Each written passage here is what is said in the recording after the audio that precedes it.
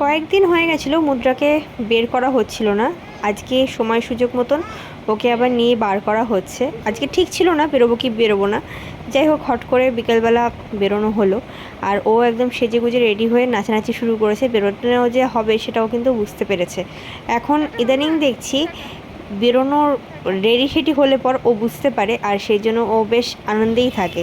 ওকে একটা ছোট্ট হেলমেট পরিয়ে নিয়েছি, জানি এই হেলমেটের কোনো সেফটি নেই, তাও ওই যতটুকু হয় আর কি। রাস্তায় বেরোলে ও কিন্তু বেশ এনজয় করে ব্যাপারটা। রাস্তাঘাট দিয়ে যে গাড়ি ঘোড়া যায় সেগুলো বেশ দেখে, তাকিয়ে তাকিয়ে ঘুরে ঘুরে তাকায়। একটা জিনিস আমি লক্ষ্য করি, সেটা হচ্ছে মুদ্রা না খুব বেশি ঘামে।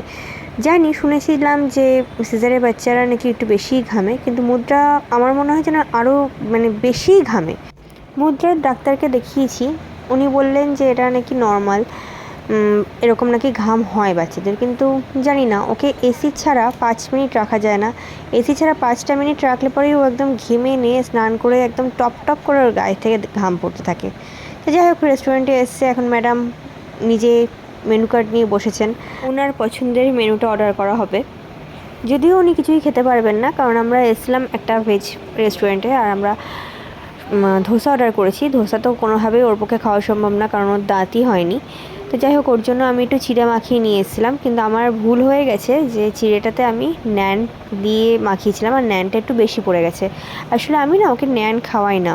ও এখনও পর্যন্ত বাইরের টফিট কিছু করে না, ও ব্রেস্ট মিল্কের ওপরেই রয়েছে এখনও পর্যন্ত। তো যার জন্য আমি ন্যানের কোয়ান্টিটিটা খুব একটা বুঝতে পারিনি, আর বেশি ঘন হয়ে যাওয়ায় ও গিলতে পারছিল না, ওর গলায় আটকে যাচ্ছিলো খাবারটা। যাই হোক, ও খেতে পারিনি একদমই। ও মুখের মধ্যে নিয়ে অনেকক্ষণ বসেছিল, কিন্তু বসে থেকে তারপর ফেলে দিয়েছে।